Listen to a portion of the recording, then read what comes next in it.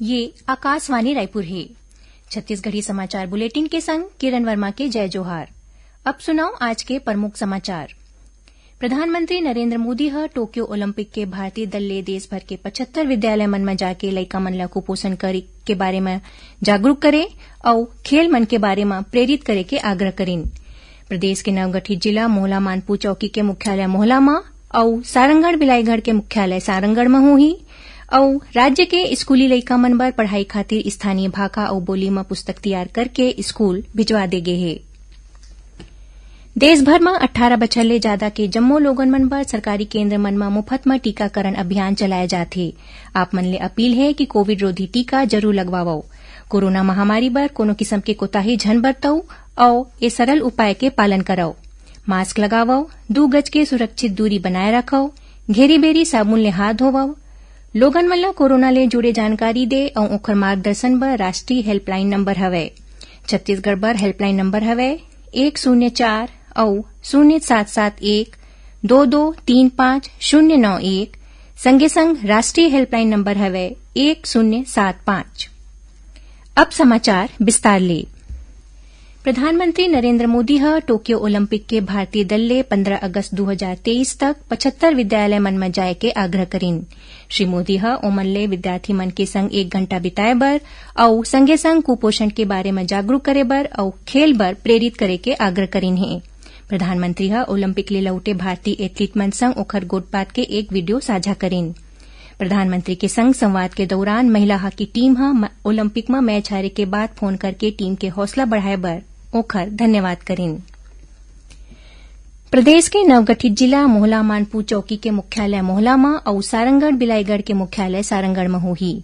ये जानकारी मुख्यमंत्री भूपेश बघेल ह रायपुर स्थित अपन निवास कार्यालय में नवगठित जिला मन ले आए प्रतिनिधि मंडल के संग चर्चा करत दिन।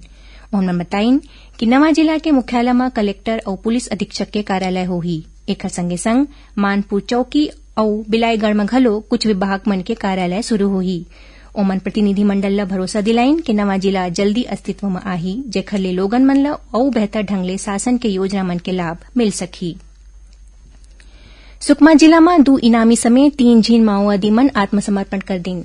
सीआरपीएफ के डीआईजी योज्ञान सिंह और जिला के पुलिस अधीक्षक सुनील शर्मा करा ये माओवादी मन आत्मसमर्पण करीन।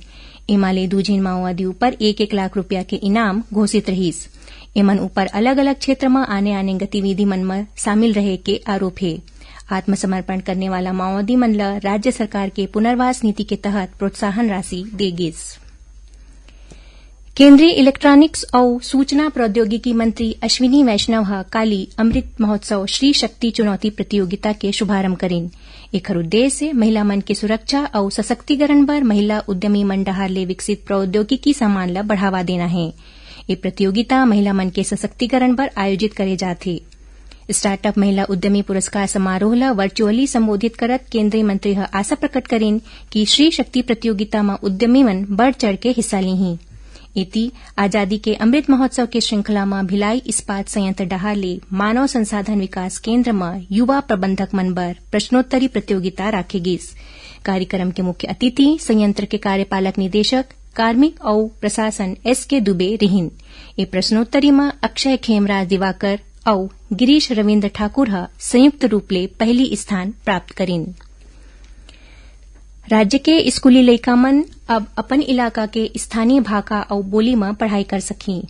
प्राथमिकी स्कूल मन में पढ़ाई ला रुचिकर, सरल और सहज बनाए के उद्देश्य ले स्कूल शिक्षा विभाग डहार ले स्थानीय बोली मन में पाठ्य पुस्तक तैयार कर ले गे हे। सादरी, भतरी, दंतेवाड़ा गोंडी, कांकेर गोंडी, हल्बी, कुडुख, उड़िया बोली भाषा के जानकार लोगन मन ले लइका मन बर पुस्तक तैयार करके स्कूल में भिजवा दे गे हे।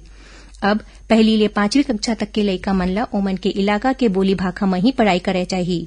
एकर अलावा छत्तीसगढ़ी, अंग्रेजी और हिन्दी में घलो लइका मन बर पठन सामग्री स्कूल मन ला उपलब्ध कराए जा चुके हे। कांकेर जिला में स्कूली लइका मन ला ओखरे मन के स्कूल में जाति, आय और निवास प्रमाण पत्र बांटे के विशेष अभियान आज ले शुरू हो गए है। आज जिला कलेक्टर चंदन कुमार ह भानु प्रतापपुर के भानुबेड़ा ग्राम पंचायत के स्कूल ले ये अभियान के शुरुआत करीन। मीडिया ले चर्चा करत ओमन बताइन कि आज जिला में करीबन 10,000 लइका मन ला जाति प्रमाण पत्र बांटे गिस। छत्तीसगढ़ी समाचार बुलेटिन आप मन आकाशवाणी रायपुर ले सुनत हव। छत्तीसगढ़ के खबर ले है आपके वास्ता और खबर के विश्वसनीयता ले है हमर वास्ता। आकाशवाणी समाचार रायपुर के प्रादेशिक समाचार बुलेटिन के संगे संग हमर समसामयिक कार्यक्रम आप रेडियो के संग अपन मोबाइल में घलो सुन सकत हव। आकाशवाणी समाचार फेसबुक, ट्विटर और यूट्यूब में घलो हावय। हमर फेसबुक पेज हरे Chhattisgarh news on AIR, Twitter handle CGAIR news और हमर यूट्यूब चैनल हरे छत्तीसगढ़ AIR न्यूज। तो अब रेडियो के संगे संग आपके मोबाइल के माध्यम ले हम आप तक पहुंचत हन। छत्तीसगढ़ के हर खबर पर सुनत रहो आकाशवाणी समाचार। अब आगू बढ़बो बाँचे समाचार कोती। राजीव गांधी ग्रामीण भूमिहीन कृषि मजदूर न्याय योजना ले प्रदेश में 10 लाख ले ज्यादा भूमिहीन कृषि मजदूर मन ला लाभान्वित करे के लक्ष्य राखे गे हे। एखर क्रियान्वयन बर राजस्व और आपदा प्रबंधन विभाग डाहर ले जम्मू कलेक्टर मन ला जरूरी दिशा निर्देश जारी करे गे हे। योजना के तहत हरेक परिवार ला सालाना 6,000 रूपया के आर्थिक सहायता दे के प्रावधान हवय। ये योजना भूमिहीन कृषि मजदूर मन ला पहचाने के और ओमन ला वार्षिक आधार में अनुदान उपलब्ध कराए के उद्देश्य ले शुरू करे गे हे। योजना के तहत अनुदान सहायता राशि ले बर आवेदन पत्र के संग राजीव गांधी ग्रामीण भूमिहीन कृषि मजदूर न्याय योजना पोर्टल में पंजीयन कराना अनिवार्य होही। पंजीयन के काम अवैया 1 सितंबर ले शुरू होही, जौन 30 नवंबर तक चलही। प्रदेश में कोरोना संक्रमण के स्थिति में सरलग सुधार होवत हे। औसत पॉजिटिविटी दर गिर के 0.14% में आगे है। काली प्रदेश में कोरोना संक्रमण के 56 नवा मामला आगू आइस। उन्हें प्रदेश के 9 जिला बालोद, बेमेतरा, कबीरधाम, धमतरी, गरियाबंद, गौरेला, पेंड्रा, मरवाही, सरगुजा, कोरिया और दंतेवाड़ा में कोरोना संक्रमण के कोनो भी नवा मामला नहीं आइस। उन्हें रायपुर समेत 9 ठीन जिला मन में कोरोना के एक नवा मरीज मिले हैं। वर्तमान में 1,000 ले ज्यादा मरीज मन के इलाज आने अस्पताल और होम आइसोलेशन में चलत है। इस बीच प्रदेश में कोरोना ले बचाव खातिर अब तक 1,36,14,000 ले ज्यादा टीका लगाए जा चुके हैं। एमा ले 1,07,11,000 ले ज्यादा मन के मन ला पहली टीका और 29,02,000 ले ज्यादा लोगन मन ला दोनों टीका लगाए जा चुके हैं। राज्य के कृषि विभाग डहार ले रासायनिक उर्वरक, बीज और कीटनाशक औषधि मन के गुणवत्ता ऊपर विशेष निगरानी रखे जाती। कृषि विभाग के जिला स्तरीय अधिकारी अपन इलाका में लगातार छापामार कार्रवाई करके बीज, खाद और कीटनाशक औषधि के नमूना मन ला जांच बर इकट्ठा करत हे। काली तक गुणवत्ता जांच में प्रदेश में बीजा के 38 और रासायनिक उर्वरक के 81 नमूना अमानक पाए गिस, जेकर बिक्री ऊपर तुरते रोक लगाए के आदेश जारी करके संबंधित फर्म ला नोटिस भेजे गए है। इस बीच केंद्र सरकार राज्य में अब तक 8,07,000 मीट्रिक टन ले ज्यादा रासायनिक उर्वरक के आपूर्ति कर चुके हैं, जौन लक्ष्य के 69% हवे। उन्हें प्रदेश में जैविक खेती ला बढ़ावा देबर और रासायनिक उर्वरक ऊपर निर्भरता के संग संग कृषि लागत ला कम करे के उद्देश्य ले किसान जैविक खाद बउरे में रुचि लेवत हैं। इति प्रदेश में किसान मन ला सहकारी समिति और निजी क्षेत्र के माध्यम ले प्रमाणिक बीज उपलब्ध कराए जाते। प्रदेश के सबले बड़का और पहला एथेनॉल प्लांट कबीरधाम जिला में स्थापित करे जाही। सहकारिता मंत्री डॉक्टर प्रेम साय सिंह टेकाम इस संयंत्र पर चुने गए स्थल के निरीक्षण करें। एथेनॉल प्लांट की स्थापना पर भोरमदेव सहकारी शक्कर कारखाना के खाली भूखंड के 35 एकड़ भूमि के चिन्हांकन करेगी। राज्य सरकार ला ये उम्मीद है कि स्थापना ले कवर्धा क्षेत्र में प्रत्यक्ष और अप्रत्यक्ष रोजगार के मौका उपलब्ध होही। संगे संग किसान मन ला गन्ना के कीमत के समय में भुगतान सुनिश्चित हो सकी। आखिर में प्रमुख समाचार एक घाव फेर।